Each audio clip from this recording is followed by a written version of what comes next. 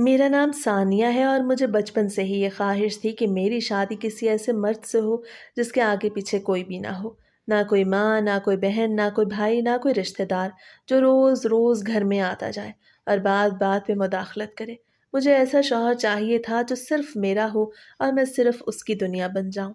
इसी शौक ने मेरी शादी को 2-3 साल तक लेट कर दिया था। लोग कहते थे कि सानिया ऐसे तो नहीं होता, अकेला लड़का कहाँ मिलेगा जिसका कोई ना हो। कभी माँ, कभी बहन, कभी भाई, कोई तो होता ही है। मगर मैं अपनी जिद पे कायम थी। मुझे सिर्फ अकेला इंसान चाहिए था। सब कहते थे कि अकेला जो रहता होगा वो भरोसे के काबिल नहीं होगा, लेकिन मेरे दिल ने फैसला किया कि अगर किस्मत में अकेला मर्द लिखा है तो वो जरूर मिलेगा। आखिरकार मेरी जिद रंग लाई और एक दिन रिश्ता आया। लड़के का नाम आजम था। मैंने तस्वीर देखी तो वो अच्छा खासा सुलझा हुआ और पढ़े लिखे खानदान का लग रहा था। घर वालों ने जब मालूमात की तो सबने तारीफ ही की। सबने कहा कि लड़का शरीफ है, मेहनती है, किसी से कोई झगड़ा नहीं रखता। आंखें बंद करके रिश्ता दे दे तो मैंने सोचा कि ये तो वही शख्स है जिसकी मैं तलाश में थी। न माँ, न बहन, न भाई, सिर्फ एक छोटा सा घर और अपनी नौकरी। सब कुछ मुकम्मल लग रहा था। मेरे माँ बाप ने बात आगे बढ़ाई और शादी तय हो गई। सब कहने लगे कि सानिया जो चाहती थी उसके साथ वो ही हुआ। अब अल्लाह करे कि इसका घर बस जाए। मेरी शादी बहुत सादगी से हुई। कोई खास धूमधाम नहीं थी, लेकिन मेरे दिल में एक अजीब सा सुकून था कि मेरी ख्वाहिश पूरी हो गई। मैंने दिल ही दिल में कहा कि अब मेरी जिंदगी मेरी मर्जी की होगी, अब कोई मुझे कुछ नहीं कह सकेगा। लेकिन शाम के दूसरे ही दिन जब मैं आज़म के साथ उसके घर गई तो मेरा दिल जैसे बैठ गया। वो घर इतना गंदा और बोसीदा था कि मैं हैरान रह गई। किचन की दीवारों पे मैल जमी हुई थी, फर्श पे धूल की मोटी तह थी, पर्दे ऐसे लग रहे थे जैसे बरसों से न धोए गए हों, और हर कमरे में अजीब सी बू थी। मैंने सोचा कि शायद वो काम में मसरूफ रहता होगा, इसीलिए घर का ख्याल नहीं रखता। मैंने दूसरे दिन से ही सफाई शुरू कर दी। एक एक कमरा साफ किया, पुराने कपड़े निकाले, दीवारें धोई, फर्श पे पानी मारा और कालीन धोए। लेकिन जूं जूं मैं सफाई करती जा रही थी, वैसे वैसे मेरे दिल में एक सवाल जन्म लेता जा रहा था कि अगर आजम वाकई इतना सुलझा हुआ और समझदार है तो उसने घर को इस हालत में क्यों रखा हुआ है। एक आदमी अगर अकेला रहता है तब भी थोड़ी बहुत सफाई तो करता है, मगर यहाँ तो लगता था जैसे कोई जानबूझ के गंदगी छोड़ता रहा हो। घर में 2 बड़े कमरे थे, एक छोटा सा कमरा था, किचन अलग था और 2 बाथरूम थे।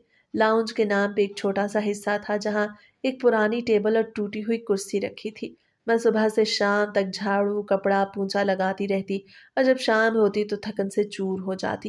लेकिन मुझे तसल्ली थी कि अब ये घर साफ हो रहा है, ये घर मेरी मेहनत से नया लगने लगा है। पूरा घर साफ करने में मुझे 1 महीना लग गया। इस दौरान आजम कभी कभार मदद करने की कोशिश करता, मगर ज्यादातर वक्त खामोश ही बैठा रहता या दफ्तर चला जाता। उसके चेहरे पे हमेशा एक संजीदगी रहती, जैसे कोई बोझ दिल पे उठाए फिरता हो। मैं कभी कभी सोचती कि कहीं वो माजी की कोई बात भुला नहीं पाया, मगर मैंने कभी सवाल नहीं किया। मैं बस ये चाहती थी कि वो मुतमईन रहे, क्योंकि मैंने ये जिंदगी अपनी ख्वाहिश से चुनी थी। अब अगर कुछ मुश्किल था तो उसे कबूल करना मेरा फर्ज था। जब 1 महीने बाद मैंने आखिरी दिन पूरा घर धो के साफ किया तो मुझे लगा कि अब यहाँ सांस लेना आसान हो गया है, जैसे ये घर मेरा अपना हो, जैसे दीवारों पे जमी मैल के साथ उसकी उदासी भी धुल गई हो। मैंने शीशे में अपना चेहरा देखा तो आंखों में चमक थी, थकन के बावजूद दिल में सुकून था। मैंने सोचा कि अब मेरा नया सफर शुरू हो गया और मैं इस घर में खुशी से रहूंगी, क्योंकि मेरी किस्मत ने वही दिया था जो मैंने मांगा था। एक ऐसा शौहर जिसका कोई ना हो और एक ऐसा घर जिसे मैं अपनी मर्जी से बना सकूं। एक दिन आजम बहुत सा गोश्त लेके घर आया। कहने लगा, मुझे गोश्त बहुत पसंद है। मैंने कहा, अच्छा, मुझे भी पसंद है। उसने कहा, बस फिर अच्छा सा भून के बना लो, वैसे भी हम 2 लोग हैं, शोरबा नहीं बनाना। मैंने कहा, ठीक है।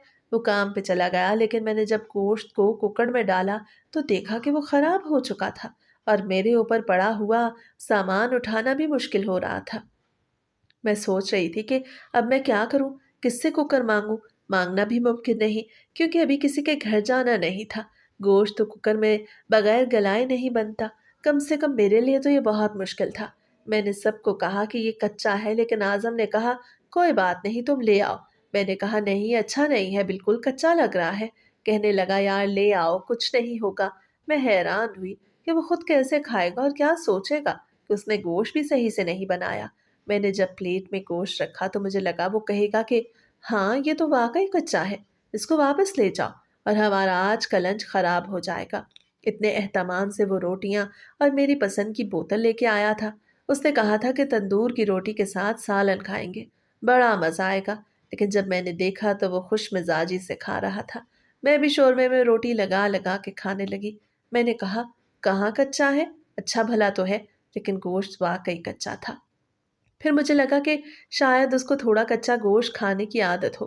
कुछ लोग ज़रा कम गलाया हुआ गोश्त खाते हैं और कुछ लोग ज़्यादा गला हुआ खाते हैं।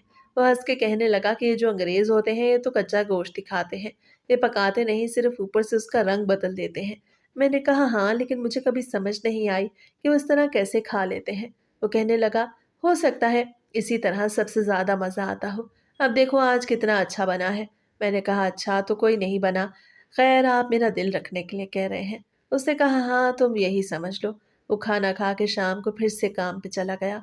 उसने कहा कि मैं रात को देर से आऊँगा, फिर खाना मिल के खाएंगे। मैंने कहा ठीक है। मैंने उससे कुकर निकलवा लिया, सालन को दोबारा चेक किया और वज़न लगाया ताकि जायका बेहतर हो जाए। और अब कहीं जाके मुझे लगा कि सालन बहुत मज़े का बन गया है। जब रात को वो वापस आया और कहा कि खाना लगा दो, तो सालन का पहला नवाला लेते ही कहने लगा, तुमने पका तो दिया। मैंने कहा हाँ, पकाना तो था ही, अभी देखो कितने मज़े का लग रहा है। उसे बड़ी बेदिली से खाना खाया और कहने लगा, यार पहले ज़्यादा बेहतर लग रहा था, लेकिन चलो कोई बात नहीं। मैं बड़ी हैरान हुई कि यार इसे कच्चा गोश्त क्यों पसंद है। फिर उसके साथ रहते हुए मुझे उसकी कुछ आदतों के बारे में पता लगने लगा। मैंने समझना शुरू किया कि वो कच्चा गोश्त कभी कभी सिर्फ आदत के तौर पे खाता था। मैंने उसे बार बार मना किया कि ये कच्चा गोश्त नहीं खाओ। एक दिन मैंने पूछ लिया, ये आदत कहाँ से पड़ गई, तो वो हंस के कहने लगा कि हमें तो पता है, मैं अकेला रहता था, माँ बाप तो थे नहीं, ना कोई बहन भाई। मैं जल्दी जल्दी कच्चा पकाया गोश्त खा लेता, इसलिए वहीं से आदत पड़ गई है। मैंने कहा, अब तो मैं आ गई हूँ, अब आपको ऐसा खाने पीने की क्या ज़रूरत है, ये अच्छी आदत नहीं, पेट में कीड़े हो जाएंगे। उसने कहा, ठीक है तुम सही कह रही हो। मैंने महसूस किया कि उसकी आदत उसकी अकेली ज़िंदगी की वजह से बनी थी, और अब जब मैं उसके साथ हूँ तो वो मेरी बात मानने के लिए तैयार है। मैंने दिल ही दिल में सोचा कि अब मैं उसे बताऊंगी कि सही खाने पीने की आदत कैसे अपनाई जाती है, और वो भी मेरे साथ बैठ के खाने में लुत्फ लेगा। मैंने सालन का जायका चेक किया और खुश हुई कि अब हर नवाला बराबर हुआ है और गोश्त नरम हो गया है। अब दोनों ने रोटी के साथ सालन खाया और खाने के दौरान गुफ्तगू भी हुई। वो मुस्कुरा रहा था और मैं भी खुश थी कि उसने मेरी मेहनत और तवज्जो को सराहा, और अब मुझे यकीन था कि वो मेरी रहनुमाई और हिदायत को कबूल करेगा। उसके साथ ज़िंदगी आसान और खुशगवार बनने लगी। एक दिन मुझे बाजार में उसकी एक दूर की रिश्तेदार मिल गई। मैं उसकी मोटरसाइकिल के पास खड़ी थी और वो मुझे देख कर रुक गई। उसने हैरान होकर कहा, ये तो हमारे रिश्तेदार की मोटरसाइकिल है, तो वो कौन थी? मैंने कहा, मैं उनकी बीवी हूँ। उसने मुस्कुरा के कहा, अरे देखो, शादी कर ली और बताया भी नहीं। मैंने कहा, वो तो कह रहे थे कि हमारे कोई रिश्तेदार है ही नहीं।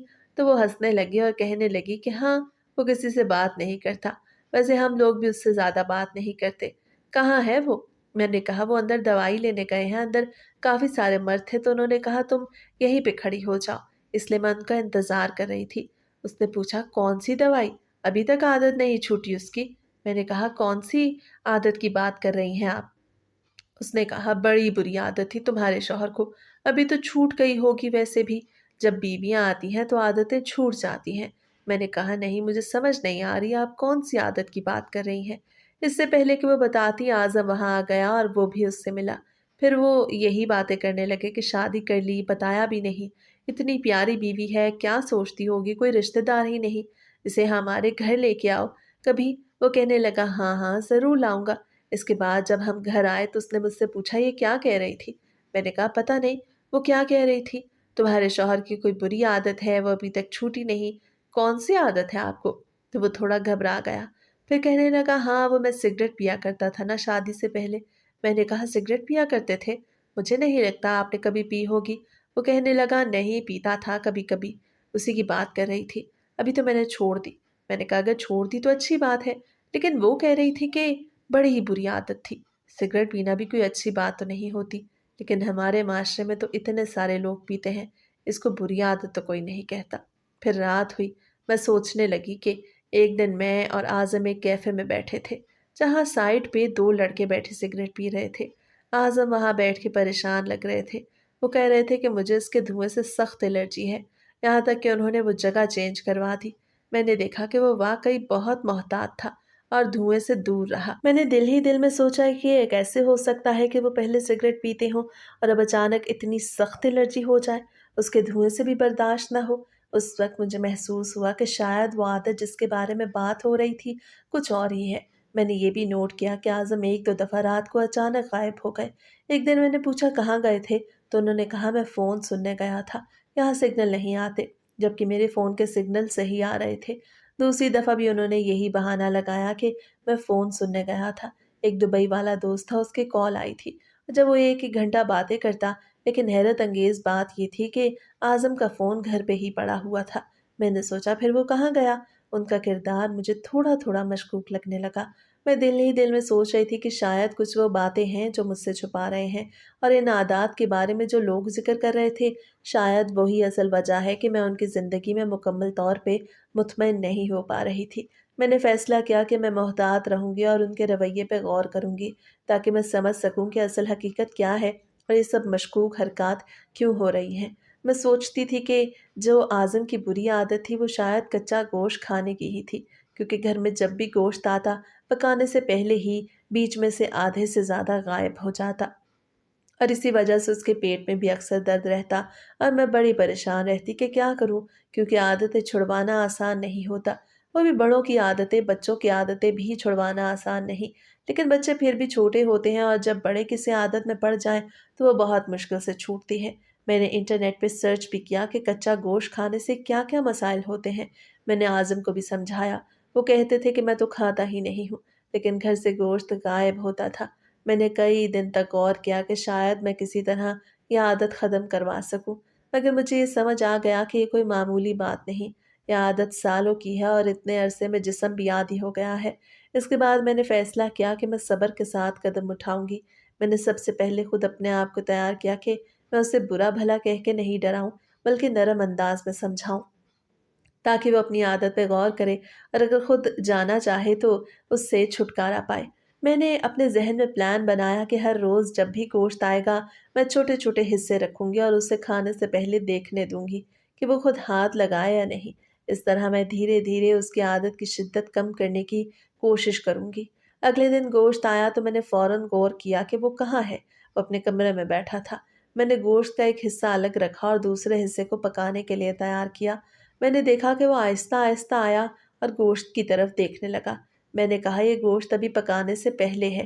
وہ مسکرا کے کہنے لگا ہاں میں دیکھ رہا ہوں۔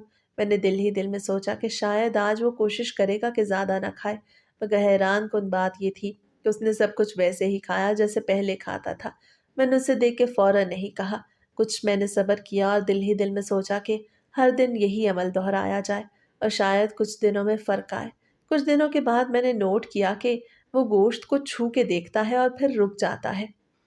یہ پہلی بار ہوا تھا کہ وہ خود رک رہا تھا۔ میں نے دل ہی دل میں خوشی محسوس کی کہ شاید میری محنت رنگ لانے لگی ہے۔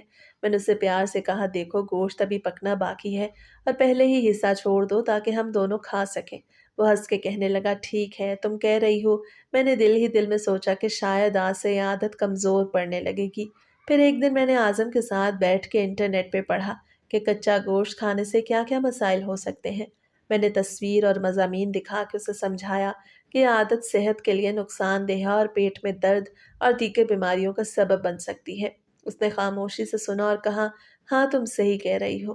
میں نے دل ہی دل میں خوشی محسوس کی کہ وہ میری بات سن رہا ہے اور شاید اپنی عادت پہ غور کرے گا۔ میں نے سوچا کہ یہ کافی بڑا قدم ہے۔ اب میں مزید صبر کے ساتھ اسے درست راہ دکھاؤں گی۔ کچھ دن بعد جب گوشت آیا تو میں نے اس کے سامنے گوشت رکھا اور کہا دیکھو یہ تازہ گوشت ہے، تم تھوڑا لے کے ذائقہ دیکھو اور باقی میں پکاتی ہوں۔ اس نے حیرت سے دیکھا اور کہا ٹھیک ہے۔ میں نے دل ہی دل میں سوچا کیا وہ خود گوشت کھانے سے رک جائے گا، مگر حیران کن بات یہ تھی کہ وہ صرف چھوٹا سا حصہ کھا کے رک گیا۔ میں نے دل ہی دل میں سوچا کہ یہ پہلی بار ہے کہ وہ خود کو روک رہا ہے۔ میں نے مسکرا کے کہا دیکھا تم نے خود روکا، یہ بہت اچھی بات ہے۔ اور مسکرا کے کہنے لگا ہاں واقعی میں نے کوشش کی۔ پھر میں نے سوچا کہ ہر دن یہی عمل کروں اور شاید کچھ دنوں میں اعظم کی عادت مکمل ختم ہو جائے۔ میں نے گوشت کی مقدار کنٹرول کرنا شروع کی اور اسے بار بار یاد دلایا کہ زیادہ نہ کھائے۔ وہ دن بدن بہتری کی طرف جا رہا تھا۔ ایک ہفتے بعد میں نے محسوس کیا کہ وہ خود گوشت پکانے سے پہلے سوچتا ہے اور خود کچھ حصہ چھوڑ دیتا ہے۔ میں نے دل ہی دل میں خوشی محسوس کی کہ میری محنت رنگ لانے لگی۔ اعظم کی بری عادت میں واقعی کمی آ رہی تھی۔ میں نے اس کے ساتھ بیٹھ کے ہر بار گوشت کے مسائل اور صحت کے اثرات پہ بات کی۔ اس نے تحمل سے سنا اور کبھی کبھی ہنس کے کہنے لگا، ہاں تم صحیح کہہ رہی ہو۔ میں نے دل ہی دل میں سوچا کہ یہ کافی بڑا قدم ہے، کیونکہ وہ خود اپنی عادت پہ غور کر رہا ہے۔ میں نے محسوس کیا کہ اگر صبر اور محبت سے سمجھایا جائے تو بڑی عادتیں بھی دھیرے دھیرے کم ہو جاتی ہیں۔ بچوں کی عادتیں تو چھوٹے ہوئے بھی چھوٹ جاتی ہیں، اور بڑے اگر چاہتے ہوں تو صبر سے انہیں درست کیا جا سکتا ہے۔ اب میں مطمئن تھی کہ اعظم کی بری عادت جو کچا گوشت کھانا تھا وہ دھیرے دھیرے ختم ہو رہی ہے۔ میں نے دل ہی دل میں سوچا کہ اب ہم دونوں صحت مند اور خوشگوار زندگی گزار سکتے ہیں۔ میں نے گوشت پکانے کے طریقے بہتر کر دیا اور اعظم کی عادت پہ قابو پانے کے لیے ہر روز چھوٹے چھوٹے اقدامات اٹھائے۔ ان سب کوششوں کے بعد اس کے پیٹ کے مسائل بھی کم ہو گئے اور وہ خود بھی بہتر محسوس کرنے لگا۔ میں نے دل ہی دل میں سوچا کہ صبر اور محنت سے بڑی عادتیں بھی ختم کی جا سکتی ہیں اور انسان کی عادتیں صحیح رہنمائی سے درست ہو سکتی ہیں۔ میں نے اس کے ساتھ بیٹھ کے ہر دن اس بات پر اور اس گوشت کے پکانے کے طریقے پہ غور کیا اور اسے سمجھایا کہ زیادہ نہ کھاؤ۔ وہ بھی تحمل سے سنتا اور کبھی کبھی ہنس کے کہتا، ہاں تم صحیح کہہ رہی ہو۔ میں نے دل ہی دل میں خوشی محسوس کی۔ وہ میری بات مان رہا ہے اور اب ہماری زندگی میں سکون اور اطمینان آنے لگا۔ ہر دن میں نے گوشت کی مقدار کو قابو میں رکھا اور اس کی عادت پہ مسلسل نظر رکھی تاکہ وہ اپنی بری عادت کو چھوڑ سکے۔ اس دوران میں نے محسوس کیا کہ صبر اور محبت سے بڑی عادت بھی ختم کی جا سکتی ہے اور انسان اپنی صحت اور زندگی کے لیے بہتر انتخاب کر سکتا ہے۔ اب اعظم کی عادت میں واقعی کمی آ گئی تھی۔ وہ گوشت کھانے سے پہلے سوچتا اور زیادہ نہ کھاتا۔ میں دل ہی دل میں خوش ہونے لگی کہ میری کوشش رنگ لے آئی اور اب ہم دونوں صحت مند اور خوشگوار زندگی گزارنے لگے۔ میں نے ہر دن اس کے ساتھ صبر اور محنت سے قدم اٹھایا اور دیکھا کہ بری عادتیں بھی چھوڑی جا سکتی ہیں۔ بس صبر اور صحیح رہنمائی کی ضرورت ہوتی ہے۔ لیکن یہ جو مرد ہوتے ہیں نا، عورتوں کو بیوقوف بنانے میں بڑے ماہر ہوتے ہیں۔ میرے ساتھ بیٹھ کے وہ اس طرح سے پیش آتا جیسے وہ خود اپنی اس عادت سے تنگ ہے اور اس کو چھوڑنا چاہتا ہے، اور چھوڑ بھی چکا ہے۔ لیکن اصل بات کچھ اور تھی۔ وہ کہتے تھے کہ تم نے کسی بھی محلے کی عورت سے دوستی نہیں کرنی، لیکن سامنے والی عورت ایسی تھی کہ کچھ زیادہ ہی ملنسار تھی۔ وہ اکثر کسی نہ کسی چیز کے لیے آ جاتی، کبھی کبھی کچھ پکا کے بھی لے آتی، اور میں نے نوٹ کیا کہ وہ ہمیشہ برتن خالی واپس نہیں لیتی۔ اس کا برتن خالی واپس دینا مجھے اچھا نہ لگا۔ میں نے سوچا کہ میں بھی کچھ پکا کے بھیج دوں تاکہ تعلق بہتر رہے، اور یوں ہماری دوستی دھیرے دھیرے قائم ہو گئی۔ میں نے اسے بتایا کہ میرے شوہر کو اس بات کا پتہ نہیں چلنا چاہیے، کیونکہ وہ کسی بھی محلے کی عورت سے دوستی پہ سختی کرتے ہیں۔ وہ خاموش ہو جاتی، کبھی کبھی کچھ کہنا چاہتی تھی لیکن بول نہیں پاتی تھی۔ اس نے کہا کہ تمہارا شوہر اچھا ہے لیکن تم بہت اچھی ہو۔ میں نے کہا نہیں، وہ اکیلا رہتا تھا اور اکیلے رہنے والے بندے کسی کے ساتھ محلے داری نہیں نبھاتے، اس لیے شاید لوگ اس کے دل کو اچھا سمجھتے ہیں۔ وہ ہنس کے کہتی تھی، ہاں تمہارا شوہر ہے تو تم زیادہ سمجھتی ہو، لیکن ایسا لگتا تھا جیسے وہ مجھ سے کوئی بات چھپاتی ہے۔ میں نے دل ہی دل میں سوچا شاید وہ کچھ جانتی ہے جو مجھے ابھی بتانا مناسب نہیں لگتا۔ ایک دن اس نے مجھے بتایا کہ ہمارے محلے میں کوئی آدم خور آیا ہوا ہے جو قبروں سے مردے نکال کے کھا رہا ہے۔ میں نے چونک کے کہا، یہ کیا بات ہوئی؟ ایسا بھی ہوتا ہے؟ اس نے کہا، ہاں، اسی طرح کا ایک کیس 2006 میں سامنے آیا اور ایک 2014 میں بھی۔ 2006 والا کیس جو سامنے آیا اس میں 2 بھائی تھے جو یہ کام کرتے، اور 14 میں تو خود گورکن تھا جو اس طرح کے کام کرتا۔ میں نے کہا، یہ کیسے ممکن ہے؟ وہ بولی، ہم سب کا خاتمہ عزت والی موت پہ ہو جائے، مرنے کے بعد بھی اگر کوئی ہماری لاش کو نوچ رہا ہو تو کیا فائدہ؟ لوگ کہتے ہیں کہ مرنے کے بعد بھی سکون نہیں ملا، لگتا ہے کوئی بد کردار آدمی یا عورت تھی۔ میں نے دل ہی دل میں سوچا کہ واقعی یہ سوچنے والی بات ہے۔ میں نے کہا، ہمیں عزت کی زندگی اور عزت کی موت ملنی چاہیے۔ وہ حیران ہو کے میری طرف دیکھتی رہی اور میں بھی سوچ رہی تھی کہ یہ دنیا کتنی عجیب ہے۔ ایسے لوگ کیسے زندہ رہ سکتے ہیں جو مردوں کی قبروں کے ساتھ ایسا کام کرتے ہیں؟ ایک دن میرے قدموں کے نیچے سے زمین نکل گئی جب میں نے محسوس کیا کہ اعظم گھر سے تھوڑی دیر کے لیے غائب ہوئے، اور جب واپس آئے تو ان کے کپڑوں پہ تازہ تازہ مٹی لگی تھی۔ मैंने हैरत से कपड़े देखे और महसूस किया कि ये आम मिट्टी नहीं बल्कि कुछ खास किस्म की मिट्टी है, जिसकी खुशबू कस्तूरी जैसी थी। मैंने दिल ही दिल में सोचा कि कस्तूरी सिर्फ मुर्दों पे लगाई जाती है, और अब ये ज़माना नहीं कि लोग कस्तूरी को बतौर खुशबू इस्तेमाल करें। ये तो किसी ख़ास मकसद के लिए होती है। मैंने सोचा कि उसकी ये आदत या सरगर्मी कुछ ज़्यादा ही मशकूक है। मज़ीद ये कि 2-3 दफ़ा हुआ कि जब भी रात को वो गायब हुए तो या तो उनके जूतों के साथ ताज़ा मिट्टी लगी, और कभी कपड़ों के साथ, कभी हाथों पे भी ये मिट्टी थी। मैंने दिल ही दिल में सोचा कि यह आदत आम नहीं है, और शायद वो किसी ऐसे काम में मुलव्वस है जिनके बारे में मुझे इल्म नहीं। मैंने एक दिन कहा कि आपके नाखून बहुत गंदे हो रहे हैं, मैंने काट दूं, आपका ख्याल रख सकूं। और जब मैंने नाखून काटे तो उनके नाखूनों से भी ताज़ा मिट्टी निकली। मैंने सोचा ये मिट्टी कहाँ से आ रही है। ये कुदरती मिट्टी नहीं, कब्रिस्तान की मिट्टी के बराबर थी। मैंने दिल ही दिल में सोचा कि शायद मैं पहले ही इस तरफ तवज्जो देती तो ये राज सामने आ जाता, लेकिन अभी भी मुझे पक्के सबूत की ज़रूरत थी। मैंने हर बार जब आज़म घर से गायब हुए नोट किया कि उनके कपड़ों और हाथों पे मिट्टी रह जाती, और ये मिट्टी सिर्फ मखसूस जगहों से हासिल की जाती है। मैंने दिल ही दिल में सोचा कि ये सिर्फ इत्तेफाक नहीं हो सकता, ये कुछ मंसूबा बंदी के साथ किया जा रहा है। मैंने गौर से सोचा कि शायद आज़म की कुछ सरगर्मियाँ ऐसी हैं जो आम आदमी समझ भी न सके। मैंने अपने जहन में हर वाक़े को तरतीब दिया कि कब आज़म घर से गायब हुए, कब वापस आए, और कब उनके कपड़ों पे मिट्टी लगी। मैंने महसूस किया कि हर दफ़ा ये तकरीबन रात के वक्त होता, और कभी-कभार दिन के कुछ हिस्सों में भी उनके कपड़ों पे मिट्टी मिलती थी। मैंने सोचा कि ये मिट्टी उनके काम के दौरान किसी मखसूस जगह से आ रही है, और वो जानबूझ के ये बात छुपा रहे हैं।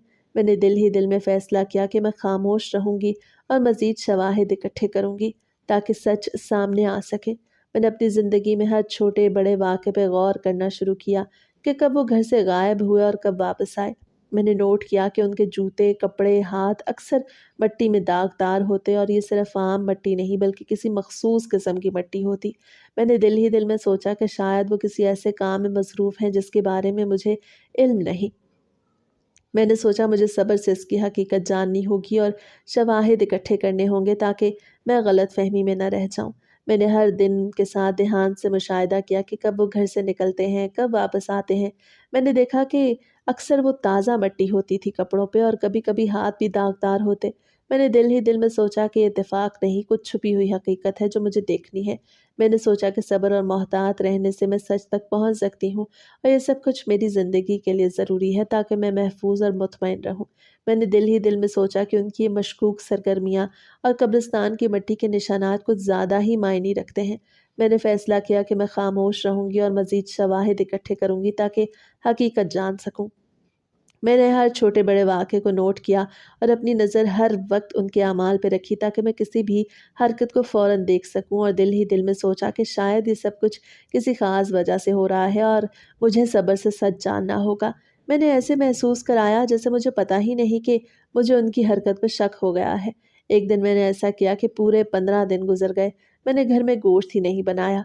मैंने कहा कि बजट बहुत ख़राब हो रहा है, गोश्त कौन सा सस्ता है, हम बस चिकन और दालों पे गुजारा करेंगे। मेरा मकसद ये था कि वो गोश्त की तलब के लिए बेताब हों और कोई न कोई हरकत करने पे राज़ी हो जाएं। उन्हीं दिनों पता चला कि सुबह-सुबह कोई इस दुनिया से गया था, जो हमारे इसी मोहल्ले में 2 गलियां छोड़ के रहता था, यानी उसकी कब्र ताज़ा थी। मैं बहुत ज़्यादा परेशान थी।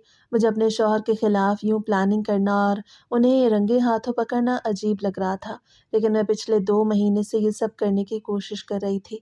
मैंने अपने फ़ोन का कैमरा भी ऑन पे रखा और चार्जिंग भी पूरी कर ली, और काली चादर में खुद को छुपा लिया। आज़म मुझसे झूठ बोल के निकले कि मैं कहीं जा रहा हूँ, मेरे दोस्त के पास थोड़ी देर बैठूंगा। मैंने भी कह दिया ठीक है, मुझे तो नींद आई है, मैं तो सो जाऊंगी। लेकिन असल में मैं भी उनके पीछे चल पड़ी और वो मुझे पहचाने नहीं थे, क्योंकि मैंने काली चादर पहन रखी थी और फ़ोन का कैमरा भी ऑन किया हुआ था। मैंने दिल ही दिल में सोचा कि अब देखें क्या मंजर सामने आता है और हकीकत किस तरह निकलती है। मैंने देखा कि वो कब्रिस्तान की तरफ जा रहे हैं, और फिर जो कुछ हुआ उसकी तफसील से मेरी रूह कांप गई और मैं खुद को संभाल नहीं पा रही थी। उन्होंने नई ताज़ा कब्र खोदी, और जो कुछ भी किया मैंने सब कुछ कैमरे में महफूज कर लिया। मैं उनसे पहले वापस आ गई और अपने बिस्तर पे सो गई। अगले दिन मैंने उनसे पूछा कि आप मुझे कुछ बताना चाहते हैं, आपका कोई राज है? तो कहने लगे नहीं, कुछ नहीं है। मैंने दिल ही दिल में महसूस किया कि अब वक्त आ गया है कि सच सामने आए। میں نے ان کو وہ ویڈیو دکھائی تو وہ رونے لگے۔ میں نے ان کی آنکھوں میں شرمندگی اور خوف دونوں دیکھے۔ انہوں نے کہا کہ مجھے یہ عادت کب پڑ گئی میں نہیں جانتا۔ میں اکیلا رہتا تھا تو میرے ساتھ ایک لڑکا رہ گیا۔ وہ کہنے لگا کہ میں تمہیں یہ گھر میں رہنے کے پیسے دوں گا، اور وہ پیسے بھی دیتا تھا۔ میں نے دل ہی دل میں سوچا کہ شاید یہی وجہ ہے کہ یہ بری عادت ان کے ساتھ رہنے سے انہیں لگ گئی۔ انہوں نے مزید کہا کہ وہ غیر مذہب تھا اور اس کے ساتھ رہ رہ کے مجھے بھی یہ عادت پڑ گئی۔ وہ تو چلا گیا لیکن یہ عادت رہ گئی۔ میں نے سخت لہجے میں کہا، آپ کو پتہ ہے کتنا بڑا گناہ ہے؟ اب دائرہ اسلام سے باہر ہو چکے ہیں۔ آپ کو شدت سے توبہ کرنے کی ضرورت ہے۔ اگر ایسا ہوا تو میں آپ کے ساتھ نہیں رہوں گی۔ کل کو آپ مجھے بھی نقصان پہنچا سکتے ہیں۔ میں نے دل میں سوچا کہ اب وہ سمجھیں گے اور اپنی عادت چھوڑنے پہ غور کریں گے۔ ان کے دل پہ یہ بات جا کے لگی، وہ خاموش ہو گئے اور پھر بڑے سنجیدہ لہجے میں کہنے لگے، پاگل ہو گئی ہو تم؟ میں تمہیں نقصان پہنچاؤں گا؟ کیا تم میری بیوی ہو؟ میں تم سے محبت کرتا ہوں۔ تمہارے علاوہ میرا ہے ہی کون؟ میں نے دل ہی دل میں سوچا کہ اب وقت آ گیا ہے کہ وہ اپنی غلطیوں کو سمجھے۔ میں نے کہا کہ پھر وعدہ کریں مجھ سے کہ یہ سب کچھ چھوڑنے کی کوشش کریں گے۔ میں آپ کا ساتھ دوں گی۔ ہم پہلے کسی مفتی کے پاس جائیں گے تاکہ آپ دل سے توبہ کریں۔ ہم لوگ ایک بھروسے والے مفتی کے پاس گئے۔ اس نے بھی یہی کہا کہ جو اس طرح کا کام کرتا ہے وہ دائرہ اسلام سے باہر ہو جاتا ہے، لیکن معافی کے دروازے ہمیشہ کھلے ہیں۔ اللہ معاف کرنے والا ہے، اللہ سے معافی مانگو، وہ معاف کر دے گا۔ میں نے اعظم سے کہا کہ اب وقت آ گیا ہے، دل سے توبہ کریں اور اپنے عمل کو درست کریں۔ اعظم نے سر ہلا کے وعدہ کیا کہ وہ اس بری عادت سے مکمل باز آ جائے گا، اور میں نے دل ہی دل میں سوچا کہ صبر اور سچائی سے بڑے راز بھی سامنے آ سکتے ہیں، اور محبت اور رہنمائی سے انسان اپنی غلطیوں کو درست کر سکتا ہے۔ ہماری زندگی میں سکون اور ایمان کی روشنی واپس آ گئی، اور میں نے محسوس کیا کہ اب ہمارا گھر صرف محبت اور بھروسے سے بھر گیا ہے۔ لیکن اس کے بعد کا سفر بھی بہت مشکل تھا، کیونکہ جو عادت بنی ہوئی تھی اس سے جان چھڑوانے کے لیے صرف اتنا کافی نہیں تھا کہ آپ سوچ لیں کہ میں نے یہ سب کچھ نہیں کرنا، بلکہ عملی اقدام کی ضرورت تھی۔ ہم لوگ ڈاکٹر کے پاس گئے اور ڈاکٹر نے بتایا کہ یہ نفسیاتی بیماری ہے۔ اگر اس پہ کنٹرول نہ پایا گیا تو نہ جانے کیا ہو سکتا ہے۔ اس نے ہمیں تفصیل سے بتایا کہ اس قسم کی بیماری میں ذہنی اور جسمانی صحت دونوں متاثر ہو سکتے ہیں، اور اگر بروقت علاج نہ ہو تو نقصان بہت زیادہ ہو سکتا ہے۔ اس نے ہمیں بتایا کہ اعظم کو نفسیاتی اور طبی دونوں طرح سے توجہ دینی ہوگی، اور گھر میں کسی بھی قسم کی ایسی چیز جو ان کی عادت کو دوبارہ بڑھا سکے اس سے بچنا ضروری ہے۔ ڈاکٹر نے ہمیں دوائیں دیں اور کہا کہ اعظم کو باقاعدگی سے دوائیں استعمال کرنی ہوں گی، اور گھر میں ان کی عادت کو بھڑکانے والی کوئی بھی چیز نہ رکھی جائے اور ان پہ نظر رکھی جائے، اور اگر کسی وقت وہ کسی پرانی عادت کی طرف مائل ہوں تو فوراً دھیان ہٹایا جائے تاکہ وہ واپس اپنی غلط سمت میں نہ جائیں۔ میں نے ڈاکٹر کی باتیں غور سے سنی اور دل ہی دل میں سوچا کہ یہ سب کرنے کے لیے صبر اور مستقل مزاجی کی ضرورت ہوگی، کیونکہ یہ عادت سالوں سے بنی ہوئی تھی اور اسے ختم کرنا آسان نہیں تھا۔ میں نے اعظم سے وعدہ لیا کہ وہ دوائیں باقاعدگی سے لیں گے اور میں بھی ہر وقت ان کے ساتھ رہوں گی تاکہ ان کی نگرانی کر سکوں۔ اللہ نے ہمارے لیے دھیان بٹانے کے لیے خوشخبری بھی دی کہ میں ماں بننے والی تھی، اور اعظم کو بچوں سے بہت زیادہ پیار تھا۔ بچے کی باتیں، بچے کے آنے کا انتظار، اس کے لیے شاپنگ، تیاریاں، ان سب چیزوں میں خود کو مصروف کر لیتے، اور اس طرح ان کا دھیان پرانی عادت سے ہٹ جاتا۔ میں نے محسوس کیا کہ زندگی میں اگر صحیح وقت پہ اور صحیح مقصد کے لیے توجہ دی جائے تو انسان پرانی عادت سے بچ سکتا ہے، اور اعظم کی عادت دھیرے دھیرے بالکل ختم ہو گئی۔ میں نے دل ہی دل میں سوچا کہ بچے کی آمد نے واقعی سب کچھ بدل دیا ہے۔ اعظم کے لیے سب کچھ نیا اور مثبت ہو گیا ہے، لیکن اب ان کے دل میں پچھتاوا بیٹھ گیا تھا، کیونکہ پہلے جب وہ یہ سب کرتے تھے تو ان کو اندازہ نہیں تھا کہ وہ غلط کر رہے ہیں، اور اسی لیے انہیں کبھی پچھتاوا نہیں ہوا۔ لیکن اب ان کو حقیقت کا احساس ہوا اور وہ سوچنے لگے کہ میں نے کیا کیا۔ جو بیچارے لوگ اس دنیا سے گئے، میں نے ان کی میتوں کی بے حرمتی کی، اور اس وقت مجھے واقعی دکھ ہوا کہ میں نے ان پہ زور ڈالا اور انہیں اس حد تک دھکیل دیا کہ وہ غلط راستے پہ چلے گئے۔ میں نے دل ہی دل میں سوچا کہ یہ سب نہیں ہونا چاہیے تھا، لیکن اب وقت بدل گیا تھا اور مجھے ان کے ساتھ رہنا تھا تاکہ وہ مکمل طور پہ درست ہو سکے۔ بات یہ تھی کہ اگر میری جگہ کوئی اور عورت ہوتی تو شاید یہ سب کچھ دیکھ کے چھوڑ کے ہی چلی جاتی، کیونکہ اس قسم کی بیماری میں مبتلا انسان کے ساتھ رہنا آسان نہیں ہوتا۔ لیکن میں نے چھوڑنے کا فیصلہ نہیں کیا کیونکہ میں جانتی تھی کہ یہ بیماری ہے اور اس کا حل ممکن ہے۔ میں نے دل ہی دل میں سوچا کہ صبر اور محبت کے ساتھ اس کو قابو میں لایا جا سکتا ہے، اور اسی مقصد کے لیے میں نے اعظم کا ساتھ دیا۔ میں نے ہر دن ان کے ساتھ وقت گزارا، ہر قدم پہ ان کے ساتھ رہی تاکہ وہ واپس اپنی پرانی عادت کی طرف نہ جائیں، اور یہ سب کچھ کرنے سے ان کے دل میں سکون پیدا ہو۔ ہم نے ڈاکٹر کی ہدایت پہ عمل کیا، میں نے ہر وقت ان کی نگرانی کی اور وہ دوائیں باقاعدگی سے لینے لگے۔ ہم نے گھر میں ایسی کوئی چیز نہیں رکھی جو ان کی پرانی عادت کو دوبارہ جگا سکے، اور میں نے دل ہی دل میں سوچا کہ انسان کی زندگی میں اگر صحیح وقت پہ صحیح اقدامات کیے جائیں تو پرانی بری عادتیں بھی ختم ہو سکتی ہیں۔ میں نے اپنے اندر بھی حوصلہ پیدا کیا کہ میں صبر سے کام لوں اور اعظم کو مکمل طور پہ درست راستے پہ لاؤں۔ میں نے محسوس کیا کہ محبت، حوصلہ اور صحیح رہنمائی سے انسان اپنی زندگی بدل سکتا ہے۔ اللہ نے ہماری زندگی میں خوشیاں بھیجی۔ میں ماں بننے والی تھی اور اعظم بچے کے آنے کا انتظار بڑی بے چینی سے کر رہے تھے۔ بچے کی ہر بات، ہر حرکت، ہر تیاری ان کے دل کو خوشی دیتی، اور اسی خوشی میں ان کا دھیان پرانی بری عادتوں سے ہٹ گیا۔ میں نے دل ہی دل میں سوچا کہ بچوں کا وجود واقعی زندگی میں سکون اور محبت لاتا ہے، اور یہ سب کچھ اللہ کی رحمت ہے جس نے ہمیں اس مشکل مرحلے سے نکالا۔ میں نے اعظم کو ہر وقت یاد دلایا کہ وہ اپنے رویے پہ قابو رکھیں اور ہر لمحے انہیں درست راستے پہ رہنے کی ترغیب دی۔ دھیرے دھیرے ان کی بری عادت ختم ہو گئی اور ان کے دل میں پچھتاوا بیٹھ گیا کہ میں نے کیا کیا، اور وہ کتنے بیچارے لوگ جو اس دنیا سے گئے، میں نے ان کے ساتھ کیا سلوک کیا۔ میں نے دل ہی دل میں سوچا کہ اب وقت آ گیا ہے کہ وہ مکمل طور پہ درست ہو جائیں اور ان کے دل میں سکون پیدا ہو جائے۔ انہوں نے بھی تسلیم کیا کہ ان کے پچھلے اعمال غلط تھے اور وہ اب دوبارہ ایسا کچھ نہیں کریں گے۔ میں نے محسوس کیا کہ صبر، محبت اور رہنمائی سے کسی بھی انسان کی بری عادت کو ختم کیا جا سکتا ہے۔ اب اعظم مکمل طور پہ ٹھیک ہو گئے اور ہماری زندگی میں سب کچھ ٹھیک تھا۔ اللہ نے ہمیں بیٹی سے نوازا اور ہم نے بچے کی خوشی میں اپنی زندگی کو مصروف کر لیا۔ ہم نے گھر بھی بدل لیا اور قبرستان کے قریب نہیں رہے۔ ہمارا نیا گھر قبرستان سے دور تھا اور اب ہمارے گھر کے پاس کوئی قبرستان نہیں تھا۔ میں نے دل ہی دل میں سوچا کہ اللہ نے واقعی ہماری زندگی میں سکون پیدا کیا اور ہمیں نئی زندگی کا موقع دیا۔ اب ہمارا گھر محبت، سکون، خوشیوں سے بھرا ہوا ہے۔ میں نے اعظم کے ساتھ مل کے بچے کی پرورش میں پورا وقت گزارا۔ ہم دونوں نے فیصلہ کیا کہ ہم اپنی زندگی میں صرف مثبت چیزوں پہ توجہ دیں اور پرانی بری عادتیں دوبارہ نہ آنے دیں۔ اپنے دلوں میں یہ عہد کیا کہ اب ہر کام اللہ کی رضا کے لیے کریں گے اور اپنی زندگی میں ہر لمحے ایمانداری، محبت اور اخلاص کے ساتھ گزاریں گے۔ ہم نے محسوس کیا کہ زندگی میں اگر مشکلات کا مقابلہ صبر، حوصلے اور ایمانداری سے کیا جائے تو ہر مسئلہ حل ہو سکتا ہے اور ہر بری عادت کو قابو میں لایا جا سکتا ہے۔ اب ہمارا گھر ہر وقت خوشیوں سے بھرا رہتا ہے۔ بچے کی ہنسی، کھیل، تعلیم، زندگی کی ہر چھوٹی بڑی چیز ہمیں ایک دوسرے کے قریب لاتی ہے۔ اعظم اپنے پچھلے اعمال پہ غور کرتے ہیں اور دل ہی دل میں شکر ادا کرتے ہیں کہ میں نے ان کا ساتھ دیا، ورنہ وہ شاید دوبارہ اپنی بری عادت کی طرف واپس چلے جاتے۔ میں نے دل ہی دل میں سوچا کہ یہ سب کچھ اللہ کی مدد، صبر اور محبت اور صحیح رہنمائی سے ممکن ہوا، اور ہماری زندگی میں اب صرف سکون اور خوشیاں ہیں۔ ہم دونوں نے اپنے بیٹے کی پرورش میں ہر دن محبت، شفقت، صبر کے ساتھ وقت گزارا۔ ہم نے اپنے گھر کو ایسا بنایا کہ بچے کے لیے محفوظ اور خوشگوار ماحول ہو۔ ہم نے ہر وقت اپنے اعمال پہ نظر رکھی اور یقین دلایا کہ اب کبھی بھی پرانی بری عادت دوبارہ واپس نہ آئے۔